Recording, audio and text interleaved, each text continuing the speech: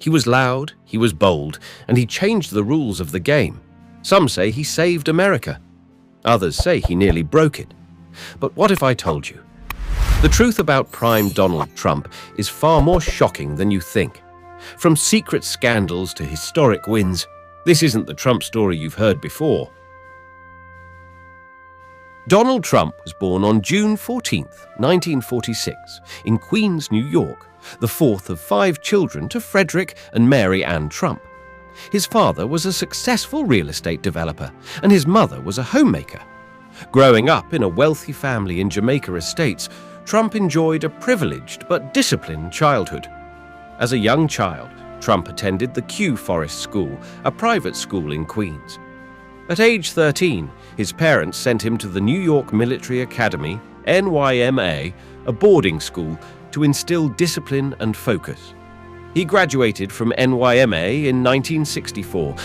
Trump then enrolled at Wharton School at the University of Pennsylvania, one of the top business schools in the US. He earned a bachelor's degree in economics in 1968 with a focus on real estate.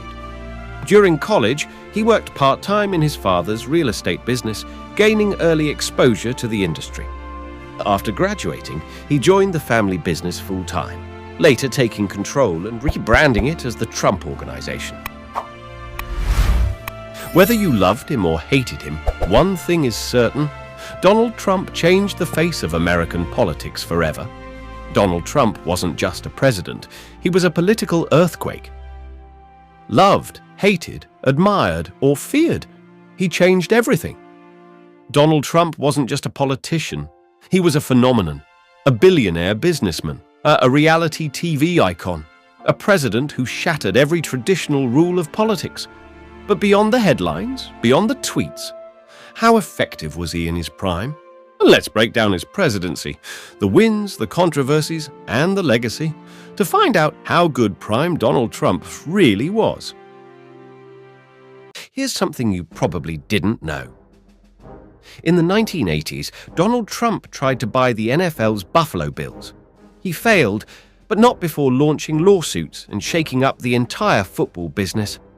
Imagine if Trump had gone into football instead of politics. Would history be different?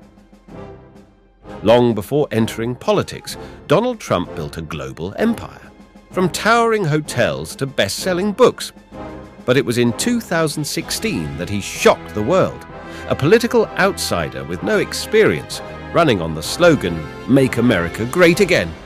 While experts dismissed him, the voters had a different idea. He won the Electoral College and defeated Hillary Clinton, becoming the 45th President of the United States. Trump's presidency began with strong economic momentum. Between 2017 and early 2020, GDP grew steadily. The stock market soared, and unemployment dropped to 3.5%, the lowest in 5 decades. In 2017, he signed the Tax Cuts and Jobs Act, slashing the corporate tax rate from 35% to 21%, a historic move that energized Wall Street. Supporters praised the boom. Critics argued it widened the gap between rich and poor, but for many, the economic numbers spoke louder than politics. One of Trump's boldest moves was confronting China. He launched a high-stakes trade war, imposing tariffs and demanding fairer terms. While some industries struggled, others believed it was a long overdue correction. He tore up NAFTA and signed the USMCA, a stronger, more American-focused trade agreement with Canada and Mexico. And then, the unexpected. Trump became the first sitting US president to meet North Korea's Kim Jong-un. Though no deal was finalized, it opened doors previous leaders had only hoped for.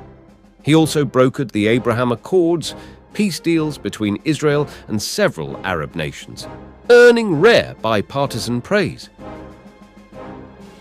In 2019, Trump publicly floated the idea of buying Greenland from Denmark. Yes, the world's largest island. Denmark said it wasn't for sale. Trump cancelled a planned visit. Critics laughed, but Trump insisted he was completely serious. Immigration was front and center. Trump vowed to build a wall, and over 450 miles were constructed or reinforced during his term. Policies like Remain in Mexico aimed to curb illegal immigration, but the administration also enforced the family separation policy, which drew national and international criticism. His executive orders restricting travel from several majority Muslim countries sparked court battles and protests. For his base, it was a tough stance on national security. For others, a symbol of division and exclusion. Outside of politics, one of Trump's most controversial scandals was Trump University. Students were promised insider real estate secrets, but many claimed it was a scam. He eventually settled for $25 million without admitting guilt. The story faded fast, but it left a mark.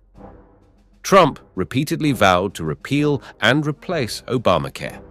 Though full repeal failed, he did eliminate the individual mandate, a key part of the Affordable Care Act. One success was the First Step Act, a bipartisan criminal justice reform bill that gave second chances to non-violent offenders and reduced harsh sentencing laws.